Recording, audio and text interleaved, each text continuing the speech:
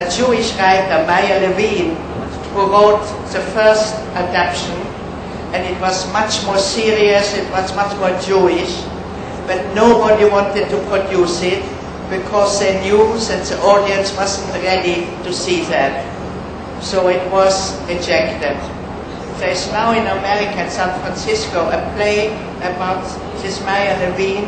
It's called Compulsion, about that killed him, that he wasn't able to have his play, which was actually much better than the Albert Hackett play, but it was rejected because it was too serious. And it is true, there are many passages in the play which never happened really, but in a play you have to make it exciting. And so Otto compromised. He didn't really want it, but he was convinced that to make it knowledgeable to the people, he had to give in with sometimes with the truth. But Otto never saw the play nor the film. But it was a difficult choice. Now, of course, such a play would be welcomed.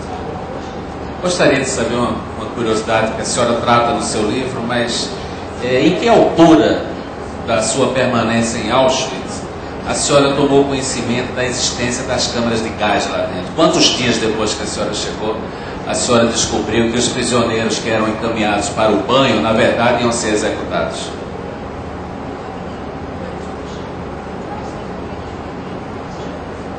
Oh yes, nobody really tried to hide this from us. On the contrary, they told us with great pleasure.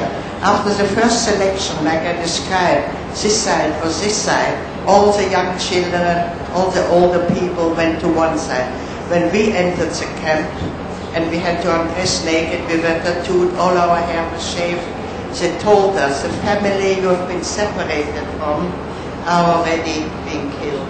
And they told us exactly what was happening, and they loved hurting us. They told us people were getting a piece of soap and a towel. They were told they were going to go in a shower, and they did go. And they stood there were pipes with shower heads, and they expected water to come, but nothing happened. And after several minutes, people started to have breathing difficulty. They couldn't breathe, they collapsed, they were killed. And this happened continuously, and they told us at arrival. And then we were told, and now it's your time to go in the shower. You can imagine we didn't want to go. We were beaten into it. But in our case, water came. But then people were cremated. And from day one, we saw outside, there were many chimneys. We saw at night, we saw huge flames. And in daytime, we smelled the burning of flesh. So there was no way we didn't know what was going on. A senhora foi informada, então, imediatamente depois de chegar no campo. And so did the Polish people, because all the concentration camps in Poland and Germany were built right next to towns. The town of Auschwitz was right next to the concentration camp. But so the people who lived there knew exactly what was going on in the camp. Dachau, Buchenwald, Bergen-Belsen, it's all in proximity of German and Polish towns. Vários ex-prisioneiros fazem questão de viver a experiência de voltar, visitar o campo de concentração. O campo de Dachau, por exemplo, hoje há vários monumentos em várias religiões, é até bonito, eu visitei lá, aparece a frase "nunca mais", escrita em vários idiomas, é uma homenagem aos sobreviventes. Eu queria saber se a senhora teve esse impulso de visitar Auschwitz de novo, se visitou, por que visitou, e se não, por que também?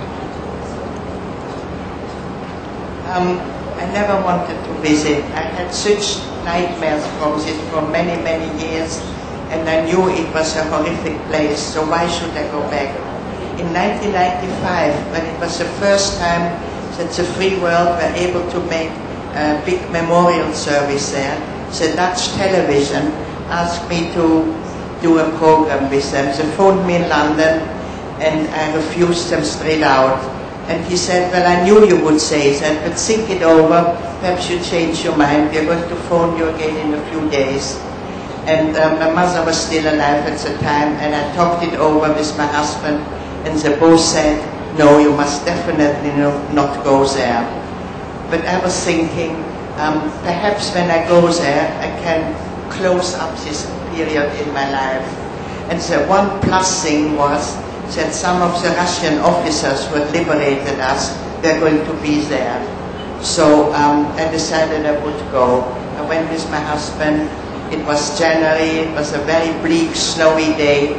And the minute we got out of the car, my husband burst into tears. And from beginning to the end, it was a half an hour filming. He just cried the whole time.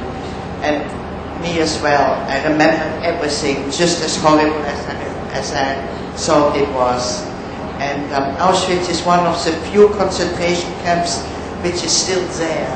The barracks are there, the barbed wire, the entrance, the railway line. Because most camps, there's really nothing much to see. They're just museums. It is a problem now. Should they keep the camp going? Because the barracks are in disrepair, they're falling to bits. Should they repair it? Should they make it like new?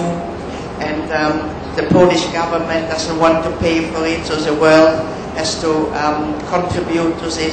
So there are many disputes, but I think at least one camp, and Auschwitz being the worst, should be there as a memorial to the 3 million people who were killed there. And it wasn't only Jewish people. Many other groups, gypsies, disabled people, gay people, Jehovah's Witnesses, many other groups were killed there. 3 million Poles as well. So it is something which is really a memorial for the whole world. Bom, a gente pode imaginar, obviamente, o sentimento de alívio que a senhora teve quando descobriu que os russos chegaram para libertar o campo de concentração, libertar os prisioneiros. Em que momento exatamente a senhora descobriu que o campo tinha sido tomado, os alemães tinham ido embora? Qual foi a cena que deu à senhora a ideia de liberdade? Well, you know, very often people ask me, liberation, did you really realize you had survived? How was it? And I say, it wasn't dramatic at all. For many weeks, the German had taken many of the inmates out of Auschwitz because they knew the Russians were approaching. We didn't know that.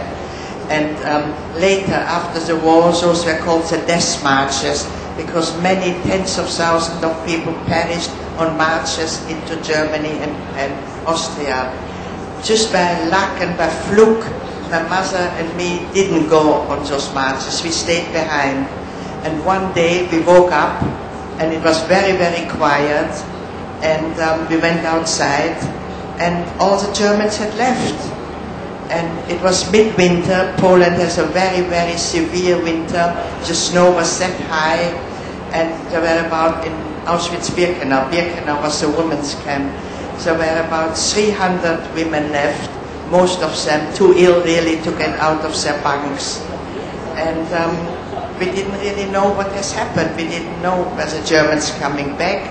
The rumor had been spread that when the Germans were leaving eventually, they are going to lock up the barracks, there were woods, and burn the whole camp down so as not to leave any signs over. And so nobody really wanted to stay behind. And we lived like that for about 10 days. There were no Russians.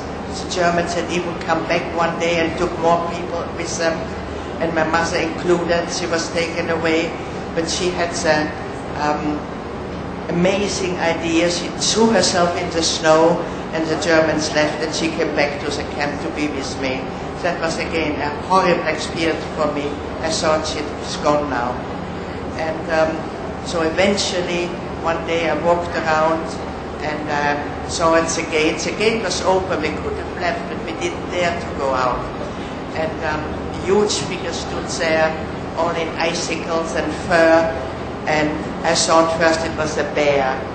But when I looked closer, I realized it was the first Austrian soldier. He was a scout, a forerunner to see what was happening, but he made us understood he couldn't stay, and more Russians would come and they would look after us eventually. So this is what happened.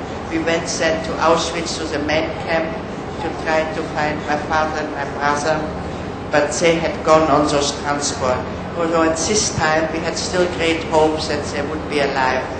But I found somebody else I had known, and that was Otto Frank. Of course, the first question was, have you seen my family? And of course we hadn't seen them.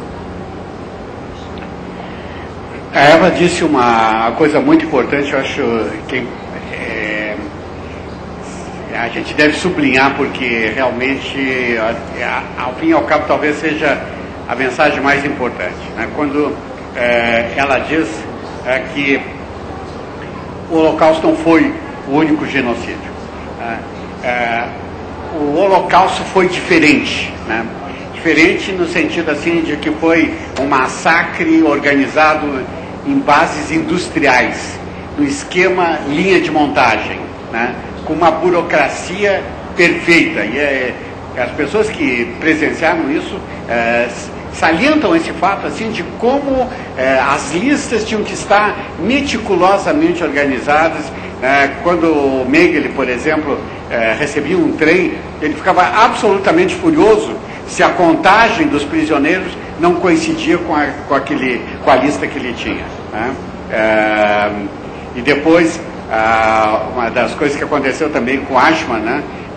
Cujo julgamento foi presenciado pela Hannah Arendt, de onde surgiu a expressão banalidade do mal, né? Que é uma expressão que naquela época ficou muito controversa, mas que define exatamente isso, porque aquele homem era um banal, ele era um burocrata, né? Sem imaginação, que de fato cumpria ordens. Ele passou o julgamento inteiro impassível, né? Ele não dizia absolutamente nada, ele não se emocionava com nada. Teve um instante só, né, que ele ficou perturbado, um único instante, né? Foi quando o juiz o repreendeu, porque o juiz tinha mandado que ele ficasse de pé e ele não ficou, né? E o juiz repreendeu porque ele não tinha cumprido uma ordem. E isso feriu profundamente, né? O fato de que ele próprio não tinha cumprido uma ordem do tribunal, para ele era uma falta, talvez punível com a morte que ele acabou tendo, né? Mas tirando esse aspecto, nós não podemos esquecer que genocídios existiram e continuam existindo, né? Nós tivemos o genocídio dos armênios, nós tivemos o genocídio dos ciganos, como a Eva mencionou, nós tivemos genocídio de minorias sexuais, nós tivemos genocídios na África de minorias étnicas, né? Nada disso foi organizado sistematicamente, mas nem por isso foi menos brutal. E também a potencialidade do genocídio, né, é uma coisa que está presente em muitas pessoas, né? E às vezes se manifesta assim de uma forma aparentemente insuspeita, né? Uma ofensa de tipo racial, uma brincadeira pesada, ou como foi mencionado aqui na abertura desse evento, né? Essas ameaças que estão sendo veiculadas através da internet contra nordestinos. Tudo isso faz parte do mesmo esquema de ódio, e se a gente quiser valorizar as vítimas do Holocausto, a gente tem que se lembrar que também para essas coisas nós temos que dizer nunca mais.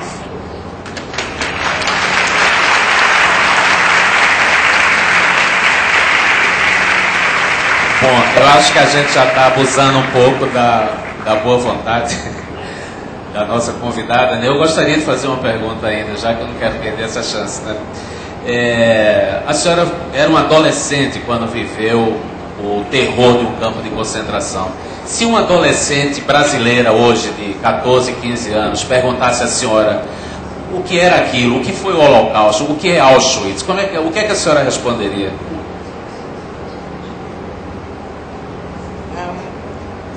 Well, the Holocaust was a crime against humanity, especially for the Jewish people. 6 million of our people were killed, and it was an unbelievable and unfounded hatred.